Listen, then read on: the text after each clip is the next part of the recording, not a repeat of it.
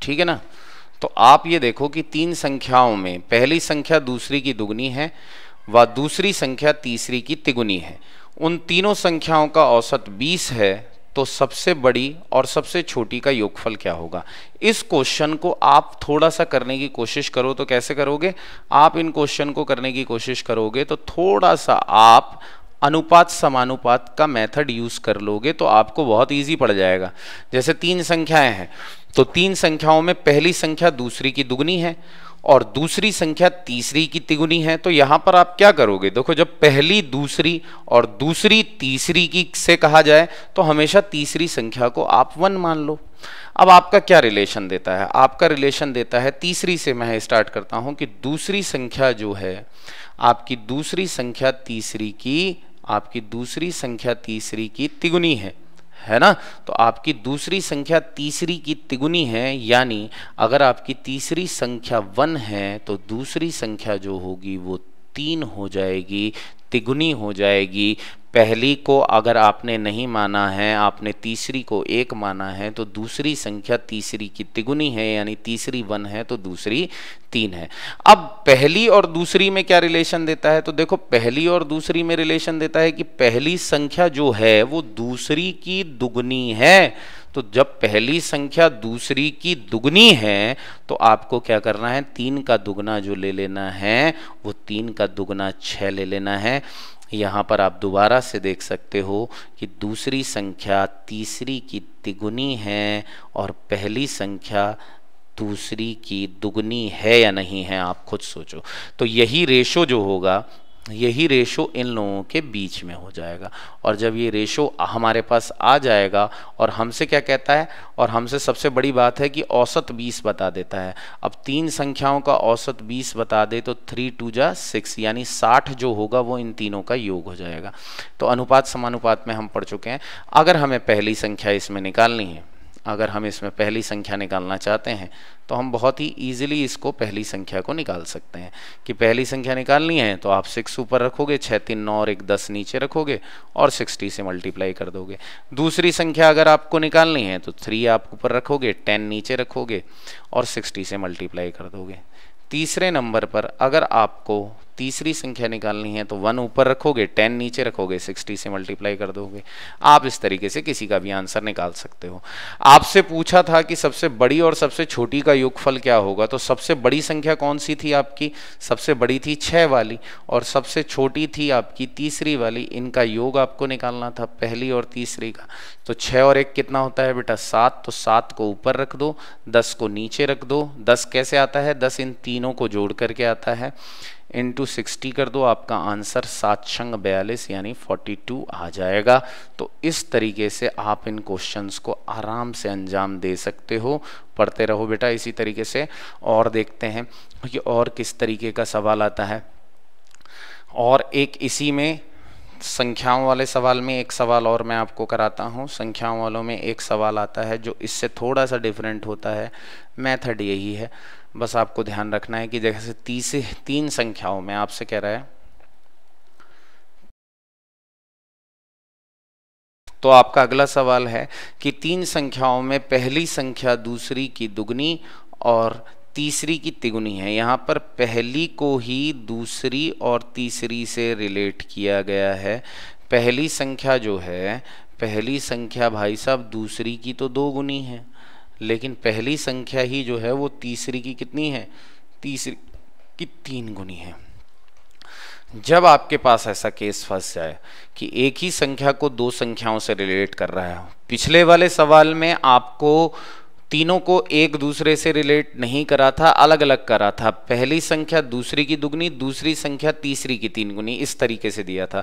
इस सवाल में डिफरेंस है कि पहली संख्या दूसरी की दुगनी होगी, तीसरी की 3 गुनी होगी।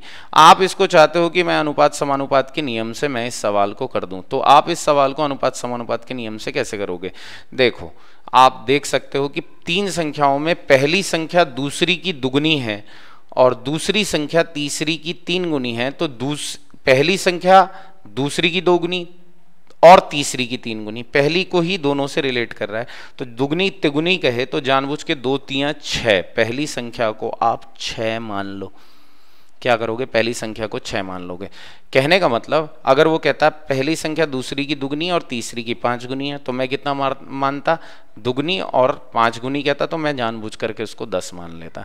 मैंने 6 मान लिया, 6 इसलिए मान लिया क्योंकि पहली संख्या दूसरी की दुगनी है, तो मुझे आसानी होगी कि 6 किसका दुगना होता है, तो 6 दुगना होता है आपका 3 का, तो आपकी दूसरी संख्या 3 हो जाएगी। अच्छा, पहली संख्या तीसरी की 3 गुनी है, तो 6 किसका 3 गुना होता है, 2 का होता है। इस बात को आप समझ जाइए। पहली संख्या दूसरी की दुगनी दी हुई थी, पहली संख्या तीसरी की 3 गुनी दी हुई थी। आपसे पूछ रहा था कि भाई, आपसे कह रहा था, आपने जानबूझ करके दुगनी तिगुना देख करके 6 उस संख्या को मान लिया, तो 6 जो है वो किसका दुगना है, दूसरी संख्या का दुगना है। दूसरी संख्या का दुगना है, 6 किसका दुगना होता है, 3 का दुगना होता है, तो यानी दूसरी संख्या 3 होगी। और पहली संख्या तीसरी की 3 गुनी है, तो 6 किसका 3 गुना होता है, 6 2 का 3 गुना होता है, तो तीनों संख्याएं हमारे पास आ गई।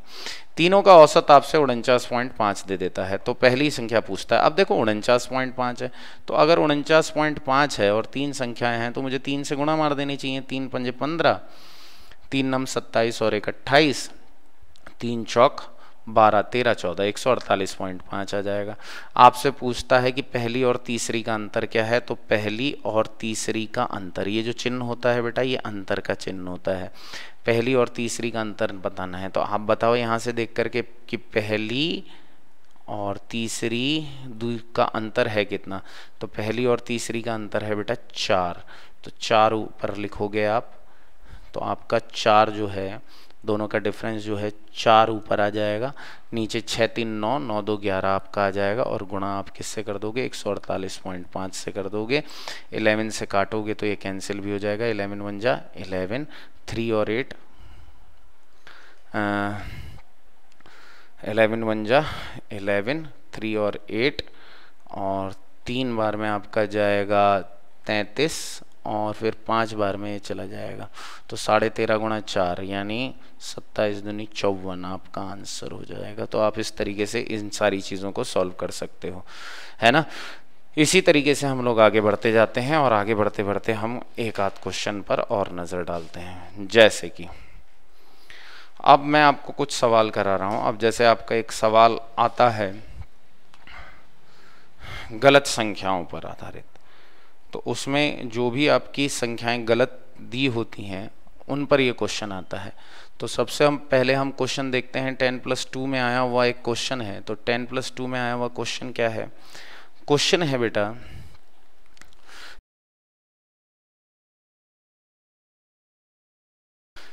तो देखिए आपको बड़े आराम से इस क्वेश्चन को, ये भी 10+2 में आया वो क्वेश्चन है, आपको समझना पड़ेगा कि 20 प्रेक्षणों का औसत मान 75 प्राप्त हुआ। बाद में पता चला कि उनमें 97 को 79 पढ़ लिया गया है, सही औसत ज्ञात कीजिए। तो मैंने तो आपको बताया, सबसे पहले आसान तरीके से जो हमने पढ़ा है वो देखते हैं कि 20 का 75 प्राप्त हुआ, तो 20 की 75 से गुणा मार दो, आपको योग मिल जाएगा।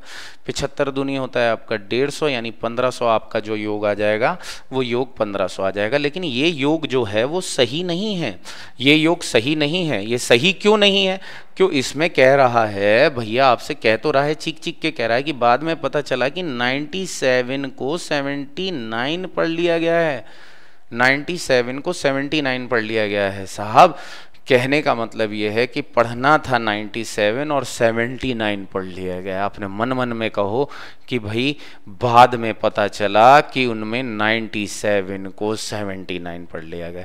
अरे भाई साहब 97 को 79 पढ़ लिया गया है, कहने का मतलब पढ़ना था 97 और पढ़ लिया गया 79।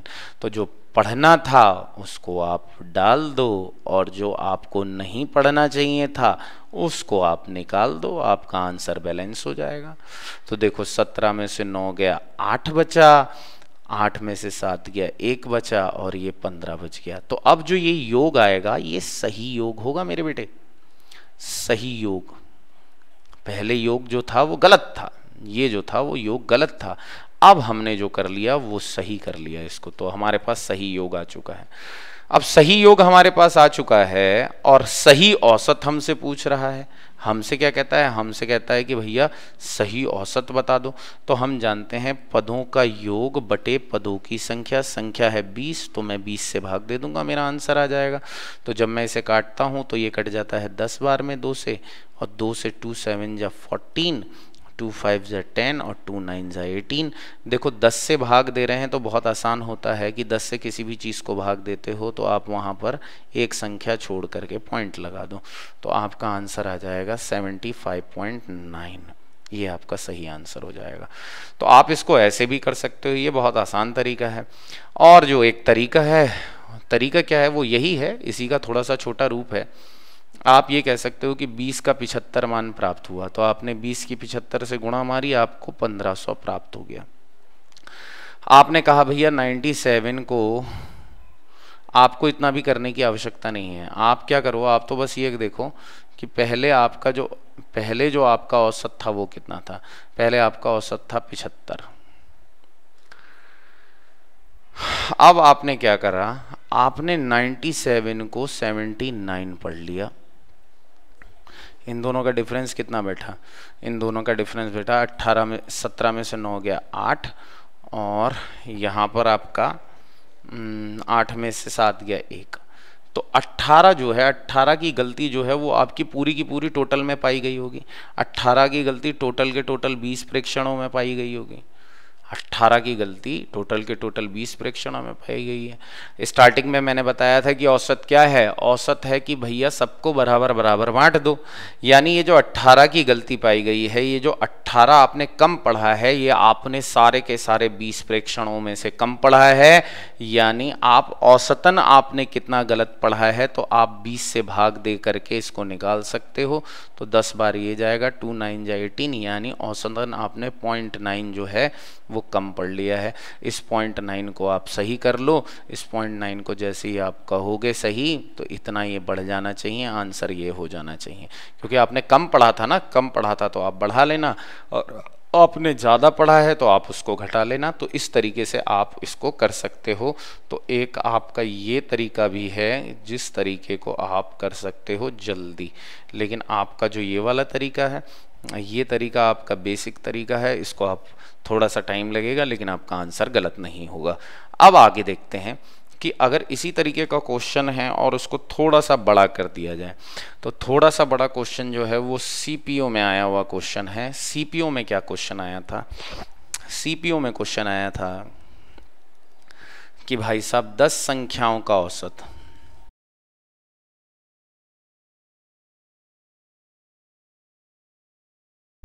सही औसत क्या है?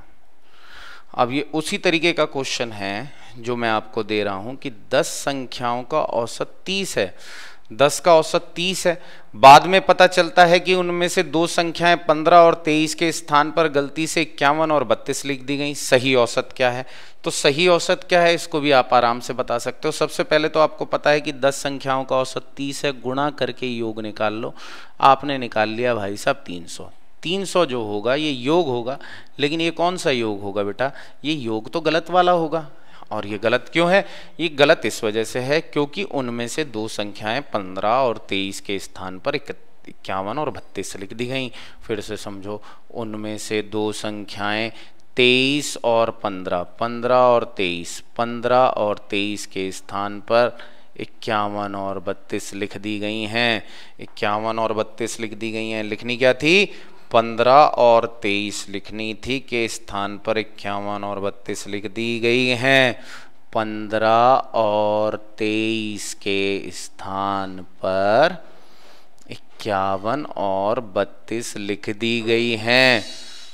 आपका यानी 38 के स्थान पर 83 लिख दिया गया है। तो आप क्या करोगे कि 38 डाल दोगे, जो सही है आपका 338 हो जाएगा। जो गलत है 83 उसको निकाल दोगे, तो 8 में से 3 गया 5, 13 में से 8 गया 5, और यहाँ बच गया 2, 255 जो हो जाएगा वो सही योग हो जाएगा। अब सही योग हो गया क्योंकि 15 और 23 यानी 38 के स्थान पर 83 लिख दिया गया था। लिखना था 38 और लिख दिया आपने 83, तो आपने गलत लिख दिया। तो आप क्या करोगे, सही औसत बताना है तो सही योग, ये जो योग आया ये कैसा योग हो गया, ये सही योग हो गया, सही है ये सही योग आपका जो आया 255 आया। 255 को आप पदों की संख्या 10 से भाग दे दो तो 25.5 जो आ जाएगा वो आपका सही आंसर आ जाएगा। आप इस तरीके से सवाल को कर सकते हैं और मैंने आपको बताया था कि अगर आप इसको वैसे करना चाहते हैं तो आप देखिए कि आपको लिखना था 38, आपने लिख दिया 83, तो आप इन दोनों में से डिफरेंस देखो कितने का हुआ। 13 में से 8 गया 5 और 7 में से 3 गया आपका 4, है ना। यानी आपने क्या करा, आपने जो है आपने 45 जो है 45 कम पढ़ा है। 38 आपको पढ़ना था, आपने 83, मतलब 45 आपने ज़्यादा पढ़ लिया है। क्या करा है आपने, 45 ज़्यादा पढ़ लिया है। आपको पढ़ना कितना था 38, आपने पढ़ कितना लिया 83, है ना। 38 पढ़ना था 83 पढ़ लिया, यानी आपने ज़्यादा पढ़ लिया। आपको कम पढ़ना चाहिए था, तो कितना कम पढ़ना चाहिए था, 45 कम पढ़ना चाहिए था। औसतन कितना कम पढ़ना चाहिए था, तो औसतन 10 कम पढ़ना चाहिए था। यानी एवरेज के हिसाब से आपको 4.5 कम पढ़ना चाहिए था। जो आपका एवरेज गलत 30 आया था उसमें से आप 4.5 घटा करके 25.5 को आप क्या करो बता सकते हो कि 25.5 जो होगा वो सही हो जाएगा। तो इसमें आपको थोड़ी सी कैलकुलेशन जो है वो कम करनी पड़ेगी, तो आप इजीली कर सकते हो। तो 25.5 जो है वो आपका आंसर हो गया। इस तरीके से आप इन सवालों को सॉल्व कर सकते हो। आराम से हम लोग सवाल कर रहे हैं, कोई टेंशन नहीं है, बहुत ही इजी सवाल और इजी तरीके से हम लोग इन सवालों को कर पा रहे हैं। एक क्वेश्चन मैं आपको और देता हूँ, लैंग्वेज प्रॉब्लम्स में ही मैं थोड़ा सा आगे आपको बढ़ाता हूँ और अगला क्वेश्चन हम देखने की कोशिश करते हैं। अगला क्वेश्चन क्या है, अगला क्वेश्चन इजी है। अगला क्वेश्चन जो है वो क्वेश्चन आपका एसएससी एमटीएस और एसएससी सीपीओ दोनों में आया हुआ है। एक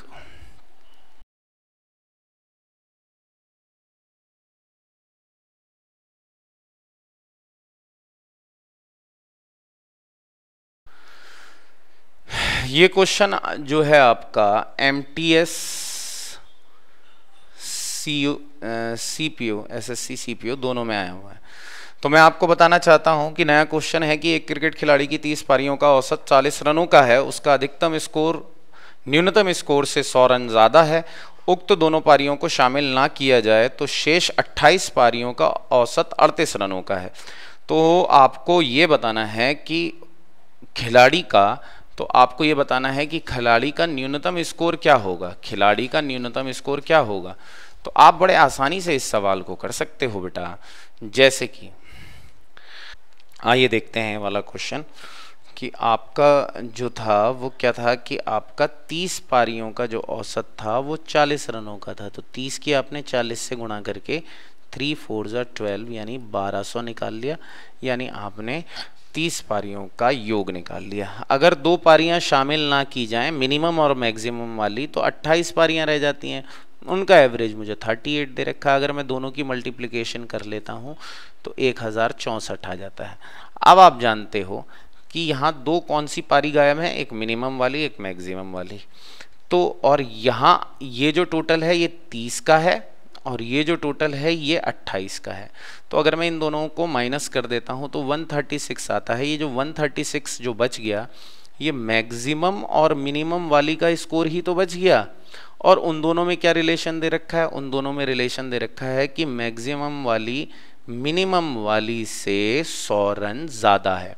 यानी मिनिमम अगर x है तो मैक्सिमम x + 100 है 136। यहाँ से 2x इज इक्वल्स टू कितना आ जाएगा 36, क्योंकि 100 उधर जा करके माइनस हो जाएगा, आपकी x की वैल्यू आ जाएगी 18। तो अगर आपसे कोई आंसर पूछता है तो आप आंसर बता देना, और अगर वो आपसे यहाँ पर मैक्सिमम वैल्यू पूछ लेता है तो आपको 100 में 18 प्लस करके बताना है, तो आपका आंसर 118 हो जाएगा। कुछ सवाल और देखते हैं। आइए नेक्स्ट क्वेश्चन देखते हैं कि किसी कार्यालय में कुल 80 कर्मचारी हैं जिनकी औसत आयु 50 वर्ष है। यदि पुरुष कर्मचारियों की औसत आयु 54 वर्ष और महिला कर्मचारियों की औसत आयु 38 वर्ष हो तो महिला कर्मचारियों की संख्या बताइए। तो इस तरीके का क्वेश्चन जो है ये आपका एवरेज में भी है और ये क्वेश्चन आपका एलिगेशन में भी देखने को मिलेगा। तो बहुत ही इजी है क्वेश्चन। आपको क्या करना है कि कुल 80 कर्मचारी हैं, इस बात का आप ध्यान रखें। और आपसे कहा जा रहा है कि जिनकी औसत आयु 50 वर्ष है। तो एलिगेशन में हम क्या करते हैं कि जैसे पुरुष कर्मचारी आपको गिवन है तो आप क्या कीजिए, पुरुष कर्मचारियों को अलग लिख लीजिए। पुरुष कर्मचारियों की औसत आयु जो है वो आप अलग लिख लीजिए। पुरुष कर्मचारियों की औसत आयु आपकी 54 वर्ष दी हुई है, जिसमें महिला कर्मचारियों की अगर वो बात करता है तो महिला कर्मचारियों की औसत आयु 38 वर्ष दी हुई है। आप क्या करते हैं कि जो टोटल का औसत है उसको हमेशा बीच में लिखते हैं। तो वो आपने 50 लिख दिया। क्रॉस में आप डिफरेंस ले लेते हैं, जैसे 54 और 50 का डिफरेंस 4 हो गया, 38 और 50 का डिफरेंस आपका 12 हो गया। तो यही रेशो जो होगा यही पुरुष और महिला कर्मचारियों की संख्या में होगा। तो आप जब इसे कैंसिल करते हैं तो 4 1 जा 1, 4 1 जा 4, 4 3 जा 12, 3:1 का रेशो आ जाता है। अब आपके पास टोटल जो थे, टोटल आपके पास 80 कर्मचारी थे। टोटल आपके पास 80 कर्मचारी थे। 80 में आप क्या करते हो कि अगर आपको महिला की संख्या निकालनी है तो महिलाओं की संख्या निकालने के लिए आप रेशो एंड प्रोपोर्शन का सहारा ले सकते हो। 1 ऊपर रख करके 3 और 1 का सम 4 नीचे ले सकते हो और 80 से मल्टीप्लाई कर सकते हो। तो 4 2 जा 80, यानी आपकी कितनी महिलाएं थी? आपकी 20 महिलाएं थी। आपको इस चीज़ का ध्यान रखना है। तो ये क्वेश्चन आपका हो गया। अब अगला आप क्या करते हैं कि हम इसी तरीके के और क्वेश्चंस देखते हैं। जैसे कि इस क्वेश्चन पर बेस्ड हम कुछ क्वेश्चंस देखेंगे। इस क्वेश्चन पर बेस्ड क्वेश्चन हैं, जैसे कि आप एक क्वेश्चन मैं आपको देता हूं, उस क्वेश्चन का ध्यान रखिए। जैसे कि क्वेश्चन, आइए एक और क्वेश्चन देखते हैं कि एक क्लब में सदस्यों की औसत आयु 30 वर्ष है। पुरुष सदस्यों की औसत आयु 34 वर्ष, महिला सदस्यों की औसत आयु 26 वर्ष है। पुरुष सदस्यों की संख्या का प्रतिशत कितना है? तो आपको यहाँ पर ध्यान रखना है, ये क्वेश्चन जो है ये आपका एसएससी टियर 1 में आ चुका है 2012 में। आपको ध्यान रखना है कि यहाँ पर भी आपको क्या करना है, पुरुष आपको अलग लिखने हैं, महिला आपको अलग लिखनी है। तो पुरुष सदस्यों का औसत जो दे रखा है आपको 34 वर्ष दे रखा है, जबकि महिला सदस्यों का आपको 26 वर्ष दे रखा है। बीच में हमेशा कौन सा रखते हैं हम? बीच में हमेशा वो मान रखते हैं जो कि दोनों का टोटल औसत है। तो आपका दोनों का टोटल औसत 30 है। तो 34 में से अगर आप 30 माइनस करते हैं तो आपका 4 आ जाता है। 30 में से 26 को माइनस करते हैं तो आपका 4 आ जाता है। तो रेशो आपका कितना रह जाता है? 1:1। तो 1:1 का रेशो इन दोनों में बन गया, जिसमें पहला वाला पुरुष है, दूसरा वाला महिला है। आप देख के ही बता सकते हो कि दोनों 50-50% हैं। फिर भी अगर रेशो अलग आ जाए तो महिला सदस्यों का परसेंटेज कैसे निकाला जाएगा? 1/2 करके इंटू मल्टीप्लाई। यहाँ पर परसेंटेज पूछा है, किसी की संख्या नहीं दी हुई है, तो आपको 100 से मल्टीप्लाई कर देना है। तो आपकी जो वैल्यू आ जाएगी वो 50% आ जाएगी। इस चीज़ को आप ध्यान रखेंगे। आइए एक और क्वेश्चन देखते हैं। आइए नेक्स्ट क्वेश्चन देखते हैं कि किसी संस्था के सभी कर्मचारियों का औसत वेतन 6,000 रुपये है और 12 अधिकारियों का औसत वेतन जो है वो 40,000 रुपये है, जबकि शेष का जो औसत वेतन है वो 5600 रुपये है। तो वो पूछता है आपसे कि संस्था में कुल कितने कर्मचारी कार्यरत हैं, कितने लोग कार्यरत हैं। तो देखिए वही आपको क्या करना है भाई, 12 अधिकारी की बात करता है।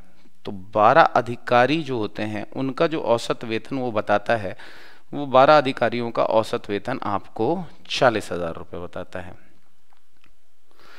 फिर वो आपसे कहता है कि शेष का जो औसत वेतन है, शेष हमें नहीं पता कि शेष कितने लोग हैं, लेकिन जितने भी लोग हैं उनका औसत वेतन कितना है? 5600 रुपये है। और अगर मैं टोटल की बात करता हूँ तो टोटल में अगर आपको मैं दिखाऊं तो टोटल का औसत वेतन जो है वो 6,000 रुपये है। तो आपको टोटल वाला बीच में रखना होता है। आप टोटल को आप बीच में रखते हैं, टोटल का औसत बीच में रखते हैं और डिफरेंस ले लेते हैं क्रॉस में। तो यहाँ पर डिफरेंस आपका 4000 का आएगा और इन दोनों का जो आप डिफरेंस लोगे वो कितने का आएगा? 400 का आएगा। तो आपको इस चीज़ को ध्यान रखना है, 400 का आएगा। और 40,000 और 6,000, 40,000 और 6,000 का जो डिफरेंस है वो आपका आपका 34,000 का आएगा, 34,000 का डिफरेंस आएगा। तो जब आप कैंसिल करोगे तो 2 0 से 2 0 कैंसिल हो जाएंगे, 4 से आप इसे कैंसिल करोगे तो 4 8 ज़ा 32, 4 5 ज़ा 20, तो आपका जो रेशो बनता है 1:85 बनता है। तो आपसे पूछा है संस्था में कुल कितने कर्मचारी कार्य रहते हैं। तो आप देखो ये जो 12 वाली वैल्यू है, ये जो 12 वैल्यू है ये किसे रिप्रेजेंट करती है, तो ये 12 जो है ये 1 को रिप्रेजेंट करता है। और यहाँ हमें पता नहीं कि यहाँ पर वैल्यू क्या है, तो हम ये कर सकते हैं कि टोटल जो 1 यूनिट का मतलब है, जो 1 यूनिट है, तो 1 यूनिट का मीनिंग आपको 12 दे रखा है और आपको टोटल का निकालना है। तो 1 और 85 मिला करके कितना हुआ, 86। तो आपको बताना है कि 86 यूनिट का मतलब कितना होगा। तो 86 की आप क्या कर सकते हो, 12 से गुणा कर सकते हो, आंसर जो आपका आ जाएगा 1032 आ जाएगा। तो इस तरीके से आप सवालों को कर सकते हो बहुत ही इजीली। इस तरीके के सवाल जो हैं औसत में देखने को आपको मिलते हैं। मैंने लगभग आपको सभी सवाल करा दिए हैं। आपको ध्यान रखना है कि आपको सवालों को किस तरीके से पढ़ना है, किस तरीके से करना है। आइए और एक और क्वेश्चन देखते हैं।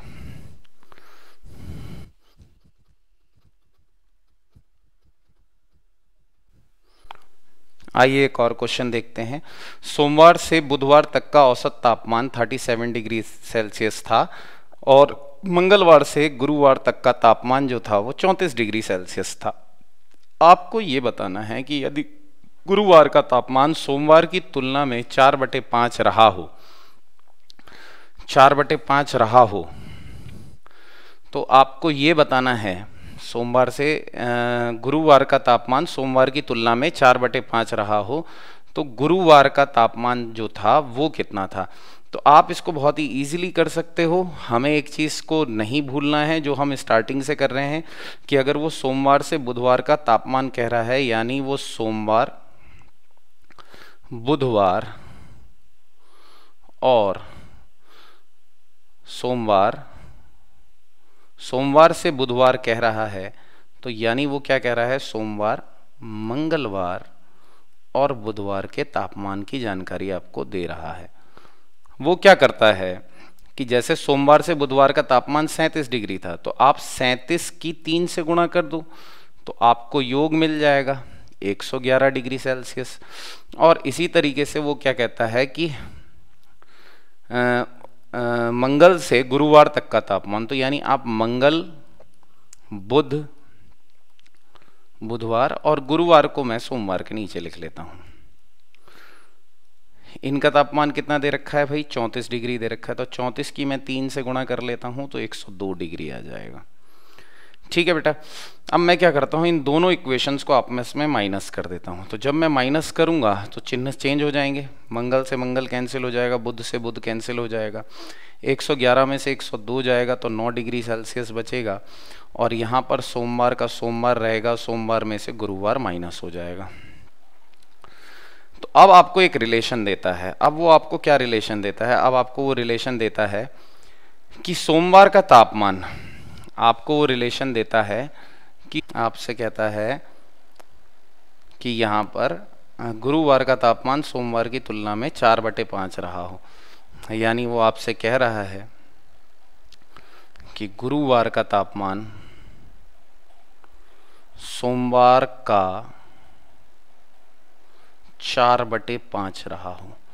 या तो आप ये कह सकते हो या फिर आप ये भी कह सकते हो कि गुरुवार और सोमवार का जो रेशो बनेगा यहाँ से वो 4/5 बन जाएगा। यानी 4 जो है वो रिप्रेजेंट करता है गुरुवार को, सोमवार को 5 रिप्रेजेंट करता है। और दोनों का डिफरेंस कितना है, तो दोनों का डिफरेंस 9 है। यहाँ पर यूनिट वाइज डिफरेंस देखें तो डिफरेंस कितने का है, यहाँ पर 1 का डिफरेंस है। तो मैं यहाँ पर ये कह सकता हूँ कि 1 यूनिट का मतलब जो है डिफरेंस, यानी 1 यूनिट का मतलब जो है वो 9 डिग्री है। अब 9 डिग्री सेल्सियस है, आपसे कुछ भी पूछता है, अगर वो आपसे सोमवार का पूछता है तो आप सोमवार का बता दोगे, गुरुवार का पूछता है तो गुरुवार का बता दोगे। अच्छा देख करके बताओ गुरुवार का कितने यूनिट है, तो गुरुवार का है आपका 4 यूनिट। तो 4 यूनिट का मतलब कितना हो जाएगा, 4 9 36। तो इस तरीके से आप इन सवालों को ईजिली कर सकते हो।